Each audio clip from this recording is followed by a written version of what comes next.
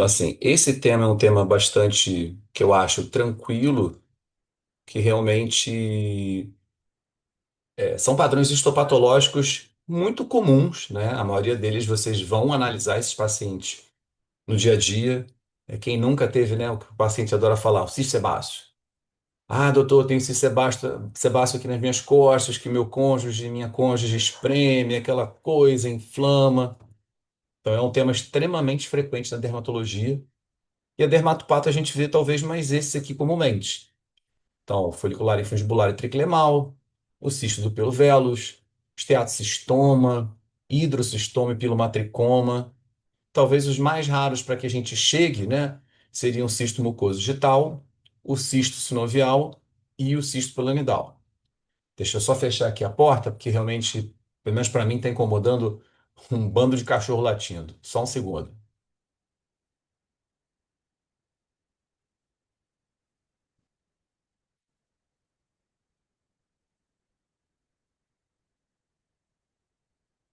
Pronto. Agora vamos diminuir o ruído. Então, assim, quando a gente fala em cisto, e muitos deles são cistos derivados, né, da anatomia normal do pelo, tem que lembrar como é que é um pelo, né, na sua histopatologia básica. Então, o folículo piloso, né, basicamente é um saco epitelial, o epitélio escamoso estratificado, quer dizer, queratinócitos, né, esse saco epitelial ele vai recobrir uma haste de pelo, que são nossos cabelos. Então, essas áreas de epitélio podem dilatar e fazer o cisto. Então, por isso eu falo, a gente quase não tem cisto sebáceo. Virtualmente, cisto sebáceo seria o esteatocistoma. Então, no contexto de um cisto de estrutura folicular, eu penso na estrutura do infundíbulo, que é essa primeira abertura aqui. Então, por isso que o cisto folicular infundibular vem dessa região, e ele tem granulosa, não é porque eu decorei, então porque o professor me disse isso. É porque nessa região tem camada granulosa. Como também eu tenho cisto istmo-catagênico, que fica na região do triquilema do pelo, que é onde não há camada granulosa, e tem essa queratina em um padrão mais compacto, denso e eosinofílico. Então, claro que parece no início decoreba, mas depois que a gente vai entendendo a anatomia básica, não vai ter estresse. Apesar de não ter um cisto exatamente germinal da bainha externa, mas a gente vê que na bainha externa existem queratinócitos do citoplasma mais pálido. Daí que vem aquele pequeno tumor chamado triquilemoma, né, que pode ser utilizado e visto em outros momentos. E tumores que também têm origem nas células matricais. Então, por isso, a gente lembra do pilomatricoma, então tumor da matriz do pelo. Muito bonitinho, que a gente vai ver as células fantasmas. Todo mundo adora, né, olhar esse tipo de lesão. Então, novamente, lembrando aqui, a gente vê, né, uma estrutura completa da anatomia do pelo. Então, vem com a epiderme, onde eu vou abrir essa saída do pelo, que chama-se infundíbulo. Na derme, né, eu vou ter essa região aqui do meio, que é a região triquilemal, ou istmica, é a mesma coisa. E aqui embaixo, para o pelo, né, é a região do bulbo, onde eu vou ter bulbo e papila nessa porção inferior, e as células da matriz, como eu acabei de comentar, que elas viram, né, o pilomatricoma. Então, claro, quem não teve ainda, depois dá uma olhada, mas assim, é essencial na dermatopatologia a gente aprender o beabá. Células que compõem a pele, na epiderme, derme, tecido subcutâneo, não tem como funcionar sem saber esse tipo de coisa. Então, era um desenho aqui esquematizado pela IA, lembrando que o cisto folicular, que para algumas pessoas pode ser chamado de epidermoide, que eu não gosto muito, é aquele cisto que tem a queratina no seu interior mais solta, tipo malha de rede ou em lamelas, tá? E o cisto pilar é aquele que vai ter a queratina densa, compacta, eosinofílica, como eu falei 1000 vezes. Vamos aos exemplos. Então, o famoso cisto sebáceo na clínica, né? Então, uma nodulação, que normalmente tem orifício central, essa queratina fica oxidada, por isso tem esse tom mais acastanhado, né? Mas o nome correto é infundibular. Não é sebáceo nem epiderme. Mas, claro, nossos pacientes não são obrigados a saber, então eles chamam de, né, cisto sebáceo. E está tudo bem. A gente, como dermatopatologista, patologista, não deve chamar assim. Quando eu tenho vários cistos foliculares, teoricamente relacionados à região da bolsa escrotal, da vulva, eu posso classificá-los como lúpia. Eu sei que tem confusão, algumas literaturas podem dizer que lúpia é a calcificação, mas na verdade lúpia é o cisto que às vezes calcifica, tá, meninas e meninos? Então, assim, é o que eu tenho mais de estrutura de autores, é que lúpia é o cisto, não a calcificação. E é um cisto folicular infundibular na sua maioria das vezes, sem problemas. Então, lembra que eu acabei de falar? Ele é folicular, que veio do folículo, e ele dilata o infundíbulo. E no infundíbulo eu tenho queratina em malha de rede, e por isso eu vou manter a camada granulosa. Então, com o tempo, vocês todos vão dar esse diagnóstico de uma maneira muito tranquila. Vai ser aquele papo, caraca, Daniel, sem dúvida, tá? Aí eu aproximo. Se vocês perceberem, a gente tem um epitélio escamoso estratificado. Então, estratificados são várias camadas. O primeiro aqui é a camada basal, depois é espinhosa. Olha como é que tem a roxinha aqui, que é granulosa, formando, né, a queratina em malha de rede, ou lamelar, né, como vocês queiram chamar. Ortoceratose preservada. Então, como se eu tivesse pego uma epiderme, aí eu dilatei essa epiderme e criei esse cisto, né? É claro que para isso eu preciso entender isso, que normalmente na cirurgia eu preciso tirar toda essa estrutura do epitélio da parede, porque senão ele volta, ele retorna isso muito frequentemente.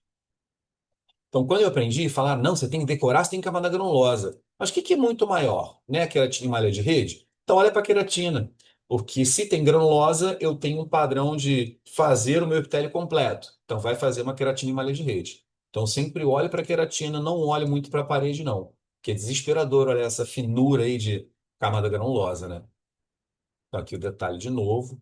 Como se fosse uma epiderme, estão vendo? Basal, espinhosa, granulosa, córnea ortoceratótica. Tipo malha de rede, mega básico. Só tirar aqui. Então, aqui eu botei em detalhe, no amarelo, novamente, né, a camada granulosa. Então, todo mundo entendeu, né? É o infundíbulo do pelo que desce, dilata com essa queratina dentro, tipo malha de rede aí dentro. Teoricamente, eu posso até usar o cisto epidérmico, esse nome que a gente não gosta muito na pato, quando eu vou considerar a possibilidade de milha. Então, milhas são cistos muito pequenininhos, né, que têm tamanho menores, tendem a ser muito mais superficiais. E eles, em geral, não têm uma abertura para a superfície. Então, você olha a imagem, né, doutores, é igualzinho. Então, cisto folicular e fundibular pequeno, quase que conectado à superfície. Nesse contexto aqui, eu vou chamar de milha. Exatamente a mesma coisa. Então, aqui, ó, né, imagens de artigos mostrando vários cistos sebáceos pequenos, de parede bem fininha, basicamente muito deslocalizados na superfície, que dá esse tom amarelado, né? Então, também não tem nenhum mistério nessa nossa diagnóstica de milho. Já o cisto triquilemal ou cisto ismocatagênico, né? Nomes para a mesma entidade, são cistos que, em geral, são mais comuns no couro cabeludo, mas não são exclusivos. Mas, normalmente, uma biópsia de couro cabeludo sai cisto triquilemal. E aí eu vejo aqui, estrutura cística. A gente sabe que clinicamente eles tendem a não ter uma abertura para a superfície. O que eu vejo na histologia também, né? A gente não vê, não é fácil. Você não fica espremendo cisto triquilemal. Já o folicular e fundibular, que veio do infundíbulo, que é a abertura, tem orifício. Então percebam aqui como é que a queratina é muito mais rosada, né? Que eu falo várias vezes, densa, compacta e eosinofílica. E aí os mais sagazes já vêm aqui que está meio clarão, né? Então que não tem camada granulosa. Então, a ausência de camada granulosa, que é típica da região anatômica do triquilema, que faz esse cisto triquilemal. Então, entendendo a anatomia, tu entende tudo. Então, a ausência da camada granulosa, meninos mais jovens, camada basal desse epitélio, epitélio escamoso, ausência de granulosa e a queratina toda vermelhinha, agrupadinha. Com isso, eu dou o diagnóstico de um cisto triquilemal, novamente, ausência de camada granulosa para eu fazer esse diagnóstico correto. Tem uma entidade um pouco diferente que chama-se cisto triclemal proliferante. Um ou outro autor pode talvez sugerir que ele venha evoluir para um carcinoma escamoso, tá? Mas isso é questionável. Na clínica, acaba que faz um nódulo um pouco parecido, mesmo com o cisto triclemal, só que ele prolifera. Se a gente voltar aqui no cisto comum, vocês percebam, né, que o epitélio é todo fininho. Aqui, ó, isso aqui é o epitélio. E aqui tudo é queratina. Lá naquele momento, quando eu tenho um triclemal proliferante, ele proliferou esses bulbos aqui do epitélio. Então, eles vão ficar extremamente grandes. E isso talvez, em algum momento, eu possa mostrar alguma atipia celular. Então, olha aqui, fica um padrão bem cerebriforme. Aqui, aquela queratina densa, compacta e eosinofílica. E aqui, as paredes que vão fazendo projeções bulbosas para o seu interior. Mas é o mesmo cisto. Só tem a parede extremamente bulbosa. Já vi isso aí, tipo carcinoma, existe. Então, assim, a maioria desses tumores que a gente está falando, de cistos, né? Eles quase nunca evoluem para câncer. Que às vezes os pacientes nos perguntam, mas doutor, se não tirar, se evoluir? Normalmente não. Mas um ou outro autor pode dizer que ele tem comportamento incerto. Então, de repente, nem era um cisto triquilemal, já era, sei lá, um cerotracantoma que lembrava um cisto, ou um carcinoma escamoso um pouco mais ovoide. Não sei. Que eu tenho muito cuidado, né, para a gente dar diagnóstico de lesão que se transforma se ela eminentemente é muito, muito, muito benigna. Então, talvez a gente que tenha errado o diagnóstico no primeiro momento. Esse aqui também é muito bonitinho, até mais raro, né, que é o cisto do pelo vellus. Então, ele já está dizendo, é um cisto que contém pelo vellus. E o pelo vellus é aquele pelo que tem pouco pigmento. Pelos fininhos. Normalmente ele faz um padrão eruptivo. Então a gente vê essas pápulas aqui meio que acinzentadas, né? Que apesar do pelo não ter pigmento, vários pequenos pelos dão um tom meio acinzentado para esse cisto. Então pequenininhos no tronco, às vezes relacionado também com o esteatocistoma, tá? Então assim, muito bonitinho. Chato que assim não tem como curar, acaba você vai ter que fazer cirurgia retirando lesão por lesão. A histologia do cisto do pelo vellus, o que que ele tem? Pelo vellus. Então ele tem como se fosse uma estrutura lembrando cisto folicular infundibular. Camada completa, com camada granulosa, produzindo queratina em malha de rede. E aí ele tem várias hastes de fios cortadas transversalmente, na maioria das vezes. Então são cabelinhos fininhos que, em geral, não têm pigmentação no seu interior.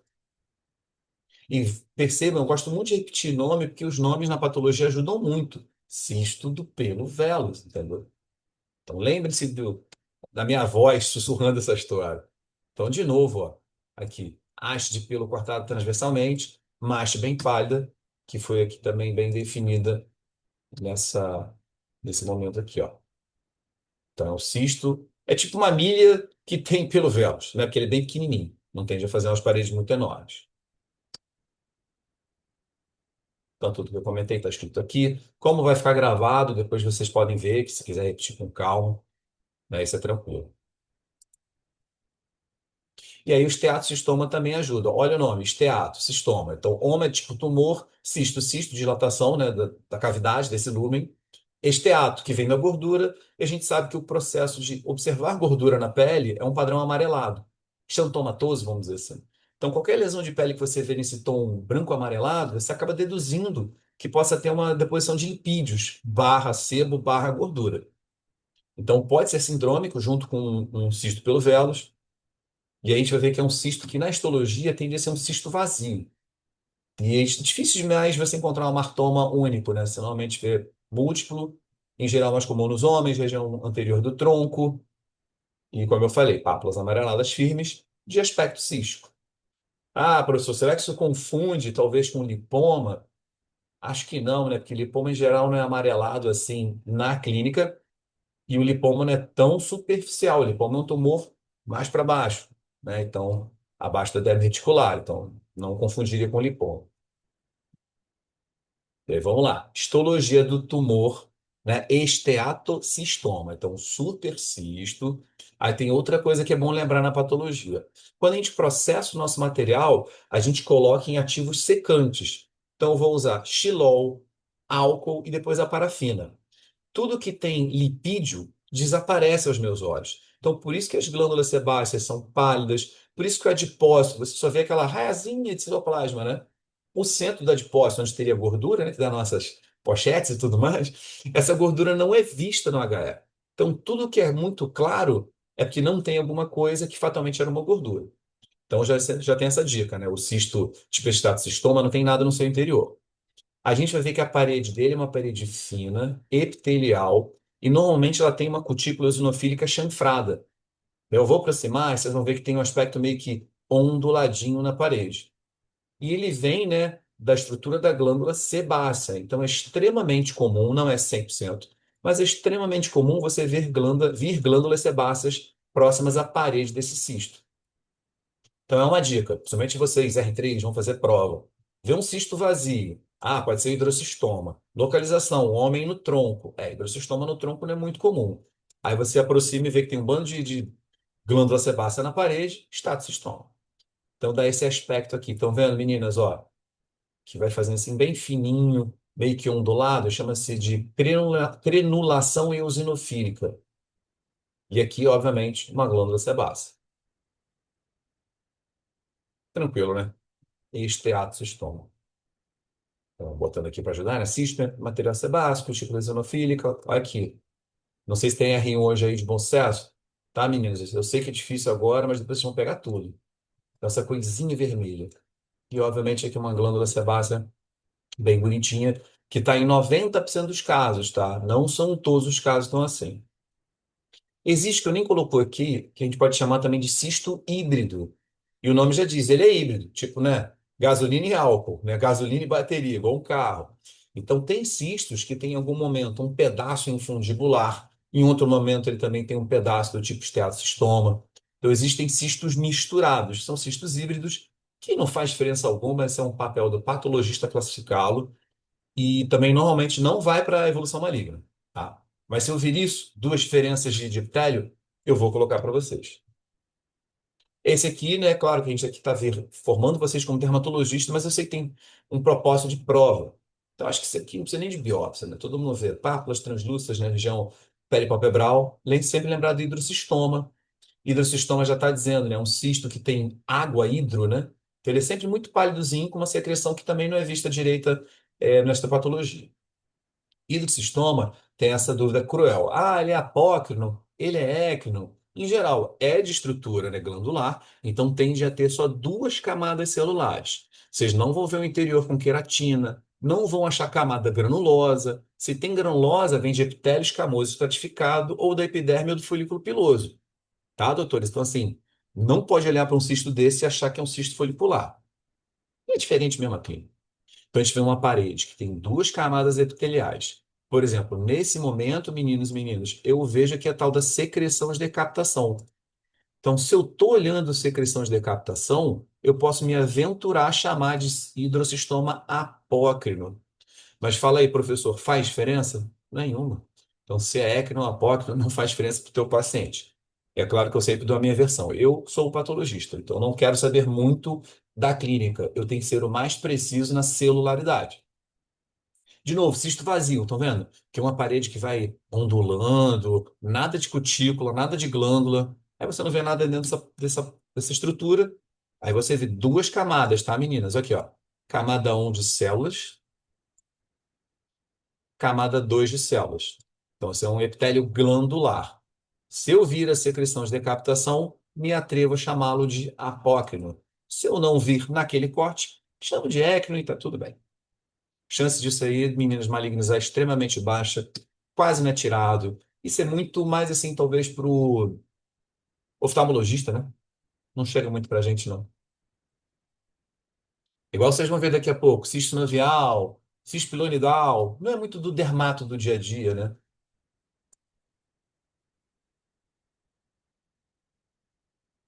Agora, esse aqui é da dermatologia do dia a dia. Vocês vão ver as crianças e adolescentes com esse tipo de lesão. Pode assustar talvez a família, porque é uma lesão dolorosa, uma lesão endurecida, né? Daquele susto. Hoje em dia, todo mundo com muita informação das redes sociais e Google, afins, pode achar que é um tumor ou um linfoma. Então, o epitelioma calcificado de Malherbe, que é o nome antigo do matricoma, ele já diz, né, é um oma, é uma tumoração de epitélio, que muitas vezes calcifica e descoberto por esse médico. Então, o epitelioma calcificado de Malherbe é uma lesão benigna. Existe o carcinoma pilomatrical? Existe, duas vezes na vida. Então, assim, isso é extremamente difícil que seja cobrado numa prova de especialista, por exemplo.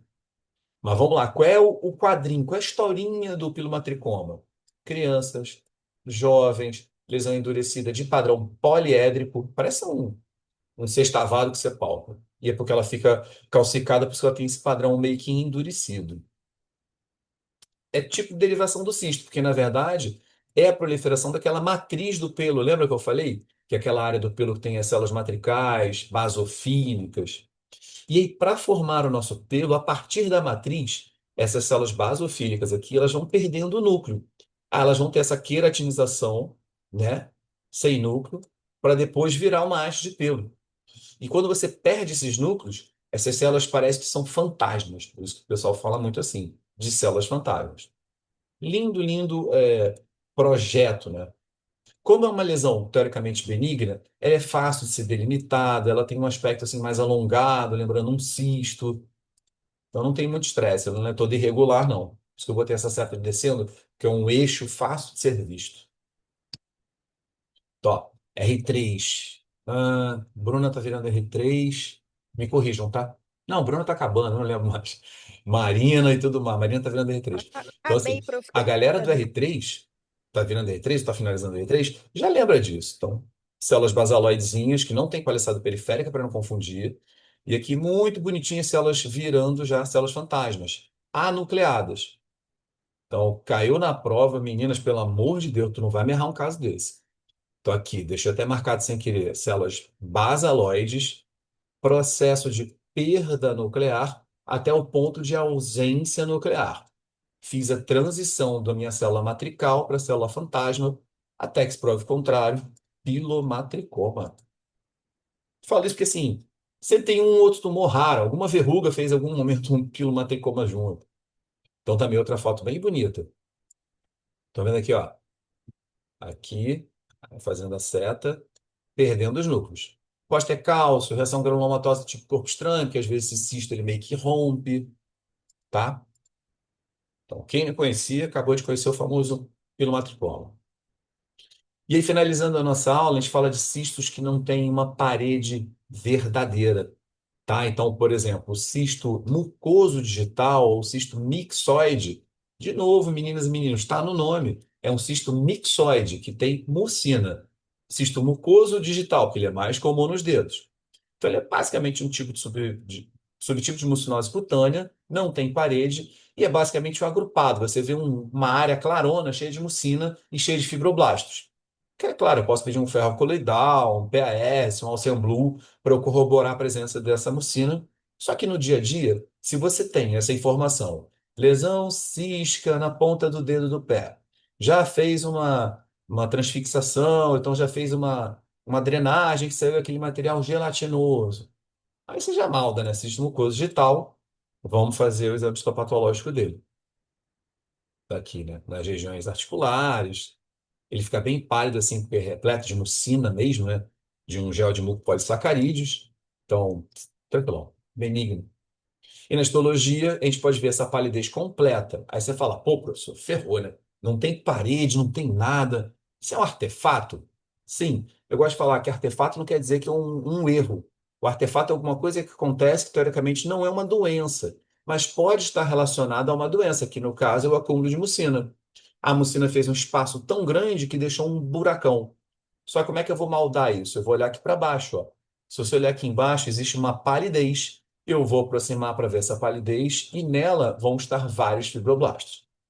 Professor, estou com dúvida. Pede aqui um ferro coloidal para toda essa área que está brancona vai ficar azulada porque é positiva para mucina. Beleza, meninos? Todo mundo me ouvindo direitinho, certinho? Coisa mandou um ok aí no chat. Então, esse aqui é um cisto mucoso digital bem legal. Você vê que, obviamente, eu vou olhar para a epiderme, né? E a epiderme está lá, preservadinha. Para as meninas mais novas, né? A gente já deduz que é uma lesão palmoplantar, porque eu tenho queratina bem compacta. E muitas vezes eu vejo mais granulosa. Então, queratina compacta, tá vendo aqui, ó, essa região aqui, está muito agrupadona. É muito natural de palma e planta, porque a queratina mais forte me impede de machucar quando eu cair com a mão, quando eu pisar, né? Então, tudo tem lógica. Então, aqui é o superedema com fibroblastos e aqui é um ferro coloidal positivado, mostrando que realmente tem mucina nessa estrutura. Então, olha o detalhe, né? Células fusiformes são os fibroblastos. Fibroblastos muito ativados, às vezes ficam um pouquinho mais estrelados. Então, você vai ter a célula em fuso. Deixa eu ver se tem mais estrelado aqui. Que é uma forçação de barra do professor. Uma coisa um pouquinho mais estrelada. Aqui talvez esteja ramificando ou não. Pode ser esse em cima desse. Então, eu vejo muito edema e muitos fibroblastos. Ativação de mucina nesse caso. Então, cisto mucoso digital. Mais raro ainda, mas eu sempre coloco, porque eu acho que é importante que a gente reconheça como médico, é o cisto sinovial. Então, ele vem, né, dessa cápsula que é a sinóvia, então, assim, mais profundo, não é o dia a dia da dermatologia. Mas, para mim, que trabalho em laboratórios gerais, cisto sinovial eles acabam me enviando. E não é muito difícil. De novo, não tem um epitélio escamoso, não tem um conteúdo de queratina de jeito algum, tem conteúdo de sinóvia, lubrificação, né, mucopolissacarídeos. Ele tem um tecido conjuntivo na periferia bastante espesso e tem uma cápsulazinha bem fininha que eu vou mostrar para vocês. Então, não acho que seja um tema direto, mas sei lá, né, como é da prova de especialista. Então, quando a gente recebe esse material aqui, ó, de extremo colágeno espessado. Aí você fala, ah, professor, é uma fibromatose. Aí eu falo, não, não é fibromatose porque eu tenho um buraco aqui, ó. Então, aqui é como se fosse o interior desse cisto. Aí, beleza, vou lá, vou aproximar para ver o que que tem. Então, perceba, é um cisto que não tem parede. Ele tem uma fina cápsula rosada. Você vai ver colágeno. Imagina que isso aqui é a foto de uma derme, entendeu? Então, aqui é um colágeno, colágeno espessado, uns vasinhos sanguíneos, uma fina cápsula no interior, nesse padrão também meio que enovelado, cisto sinovial. Claro que no dia a dia a gente não fica pedindo coloração. Aqui, ó, cápsulazinha fininha, esse negocinho aqui bem de leve, cheio de fibroblastos. Aí que você vê que o fibroblasto fica meio que onduladinho assim, e o colágeno está todo vermelho. Então existe uma fibromatose, tipo uma proliferação de mais colágeno. No outro caso, o cisto mucoso, ele produzia mais mucina. Então, ele fazia uma área pálida. Aqui não, produzi colágeno demais, puxei a sinóvia e fiz um cisto sinovial. E novamente, meus queridos, chances de carcinoma envolvido aqui, né, sarcoma ou malignidades, muito baixa, não tem preocupação. E terminando, né, nossos cistos, eu acho que esse é um dos que mais também tem desconforto, talvez vá mais para os cirurgiões dermatológicos, que é o cisto pilonidal. Então, o cisto pilonidal, ele é uma estrutura um pouco maior. Ele pega epitélio escamoso, como se fosse um cisto folicular, vamos dizer assim, mas ele dá tetra de oclusão folicular. Então, ele é bastante mais profundo, normalmente uma reação inflamatória densa, que começa com linfócito e neutrófilo, e com o tempo, né, essa ruptura para o espaço do terceiro, do intestício, terceiro espaço, para o intestício, faz com que eu tenha uma reação fibrótica e granulomatose. Então, ele é muito complicado de operar. O diagnóstico não é difícil. Só que, assim, se ninguém me falar nada, eu posso dizer que isso é uma hidradenite supurativa no contexto histopatológico. Uma dica que ele pode me dar é que ele tem isso aqui, ó, haste de pelo agrupada. Então você vê um bando de fio, e fio terminal, tá? Que essa região aqui já tem mais fios terminais. Então fios grandes, agrupados por neutrófilos, é, granuloma. Vamos ver. Então, às vezes, você faz uma fotografia, né, e você não vê exatamente o epitélio escamoso estratificado, como se fosse um cisto. A gente vê esse padrão que lembra muito assim, um cisto folicular, mas de uma parede espessa. Cisto folicular já com muita fibrose. E eu não tenho a história de cisto comum que foi espremido. A história também é muito assim, ele é muito assim na região sacroiliaca. Então, ó, paciente tem uma região coxígea, desculpa. No cóccix, uma lesão que vai e volta do mesmo lugar, nunca melhora. Então, tem a história clínica também. Então, olha que interessante, uma hidradenite supurativa não costuma ter essas hastes de pelo.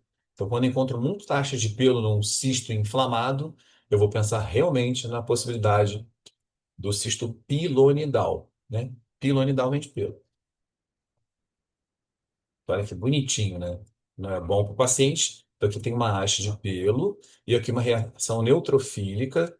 Aqui, vários linfócitos querendo fazer alguma coisa meio plasmocitária. Então, como houve uma abertura, né, para a superfície, você pode chamar plasmócitos, inclusive.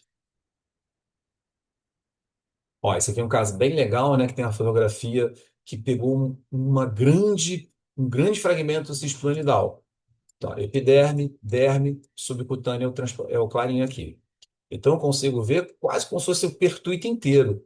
Ó, aqui está aqui, aquela abertura que a gente vê para o paciente. Às vezes tem um pelo saindo aqui, né? Tem aqui uma reação inflamatória, um granuloma. Percebo que esse colágeno aqui é um colágeno um pouco mais fibrótico, mais denso, né? A galerinha R3 já está ficando esperta.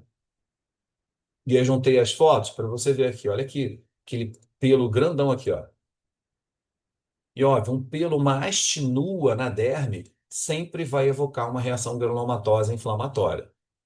De novo, várias hastes de pelo, reação neutrofílica. Então, Lindo cisto piramidal para finalizar o nosso tema de hoje. E aí fiz um mapa mental de algumas coisas que o ChatGPT me ajudou, só para a gente ter uma noção de, quando eu vejo isso, o que que eu imagino? Então é aquela coisa que a gente bota em pausa na aula, que depois vocês ficam estudando. Beleza, queridos? Eu acho que foi tranquilo aí para a gente